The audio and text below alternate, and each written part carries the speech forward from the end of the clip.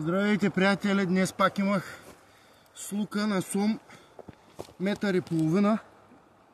Сега ви го показвам. Ето рибата. Не знам колко се вижда. Обаче съм самчък и няма как.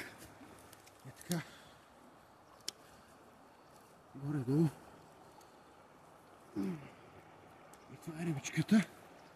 Вижте. 1,5 метра е сома. Нямам представа колко тежи, ама ще я сметнем рибата горе-долу. И така. Сега ще ви направя видео с освобождаване на тази хубава риба. Маришка. Много зор ми даде рибата. Маришките риби са силни, борбенни и затова адреналина на марица е най-голям.